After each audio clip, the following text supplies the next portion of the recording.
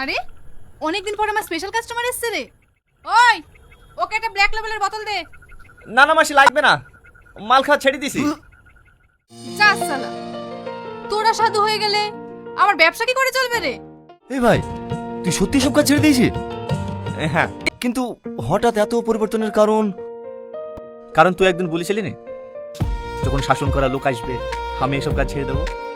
আমার জীবনেও একজন এসছে।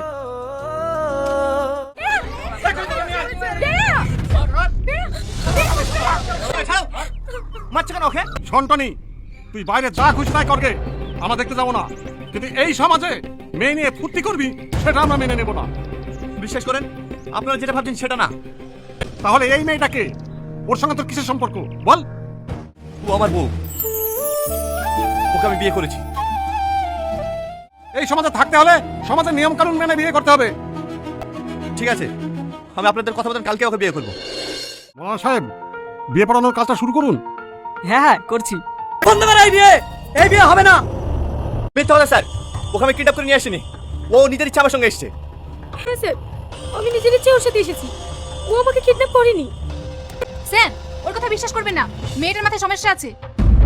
দেখো মাসি, মেয়েটাকে জোর করো না, ও কিন্তু নিজের ইচ্ছা আমাদের সাথে এসেছে। তুই কি ভেবেছিস ওইখান থেকে পালিয়ে এসে বিয়ে করে সংসার করবি না? চল আজকে তোর এমন হাল করবো না, জীবনে বিয়ে করে না মুখে লিবিনি। চল।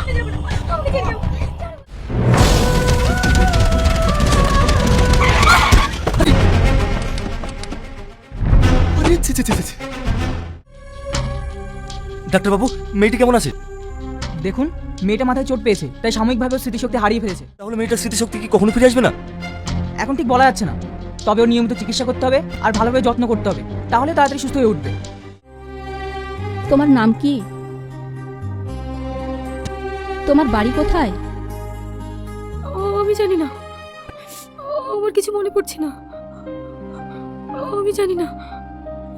মনে করার চেষ্টা করো, একটু মনে করার চেষ্টা করো। থাক মা, ওকে আর জিজ্ঞেস করতে হবে। আমি চারদিকে খোঁজ নিয়ে দেখছি। মেয়েটার কোনো ঠিকানা পেলি? না, সব জায়গায় খোঁজ নিয়ে দেখলাম, মেয়েটার কোনো ঠিকানা পাওয়া যাচ্ছে না। মেয়েটাকে বাড়ি থেকে তাড়িয়ে দিতে তো পারছি না। তাড়িয়ে দিবি কেন? ওই দেখ মামারা মেয়েটা, ওকে পেয়ে কত খুশি। তাই বলছিলাম তুই মেয়েটাকে বিয়ে কর। এটা তুমি কি বলছো মা?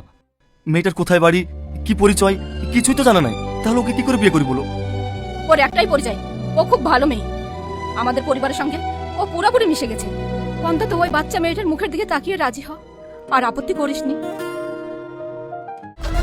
কে কে তুমি? চিনতে পারছি না আমাকে? এই দেখ, এবার চিনতে পারছি। বিনোদ দোষ আমাকে জেলে পাঠিয়ে তুই ভালো আরামে আছি না? আজ তোকে আমি বাঁচতে দেব। বল বল, আমার সামনে কোথায়? তুই বিশ্বাস কর, সালমা আমার কাছে নেই। মিথ্যে কথা। আমাকে যখন পুলিশে ধরে নিয়ে গেছিল, তারপর তুই সালমাকে লিখেছিলি। বল সালমা কোথায়? ওকে আমরা সেদিন নিয়ে গেছিলাম ঠিকই, কিন্তু গাড়িতে তোলার সময় ও আমার হাতে কামড় দিয়ে পালিয়ে যায়। আমরা ওর পিছনে তাড়া করি, তারপর দেখি ও একটা গাড়ির সাথে অ্যাক্সিডেন্ট করে। আমরা ভয়ে ওখান থেকে পালিয়ে আসি, তারপর ওর আর কোনো খোঁজ পাইনি। মা, আজ তুমি আমার আব্বার সঙ্গে বিয়ে করবে? হ্যাঁ মধু, আজ থেকে আমি তোমার মা। আদমপুর নিবাসী সাক্কা মণ্ডল একমাত্র পুত্র সামাদ মণ্ডল পুরাতে 1 টাকা দেনমোহরের পরিবর্তে তোমাকে বিয়ে করতে রাজি আছে। বলো মা, আলহামদুলিল্লাহ কবুল করিলাম। বলো মা, বলো কবুল। পণ্ডিতপুর বলো। নিবাসী মৃত জাহাঙ্গীর শেখের পুত্র টনি শেখ 10,001 টাকা দেনমোহরের পরিবর্তে তোমাকে বিয়ে করতে রাজি হয়েছে। তুমি কি রাজি আছো? বলো মা, কবুল। বন্ধ কর এই বিয়ে, এই বিয়ে হবে না। ওগো, ওগো, কে আছে তোমার? কে আছে তোমার? কথা বলো, কথা বলো। ভাই ভাইটা দেখি। কে আপনি? আমার টনি কোথায়? আমাকে চিনতে পারছো না? না, আমি টনির কাছে যাবো। আমার টনি কোথায়? আমাকে টনির কাছে নিয়ে চলো, আমি আমার টনির কাছে কোন যাবো। টনির কথা বলছো তুমি? আমার টনি, যে আমাকে অনেক ভালোবাসতো। তোমার নাম সালমা? হ্যাঁ, টনি তো আজকে আমার বিয়েতে আসার কথা ছিল। ও এসেছিল সামাদ ভাই, গুরু এসেছিল।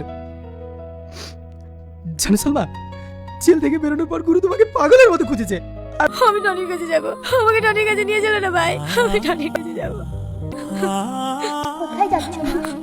বুড়ি, ওকে ছেড়ে দাও, তুমি যাও যাও। টনি টনি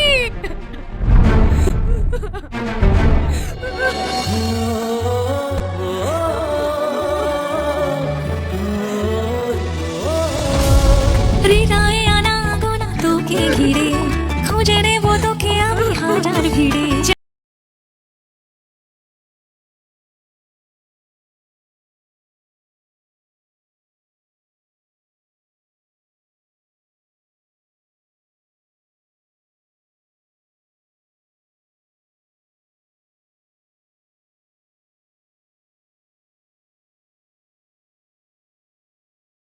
হে বন্ধুরা, কেমন আছো তোমরা সবাই? আশা করছি তোমরা সকলে খুব ভালো আছো।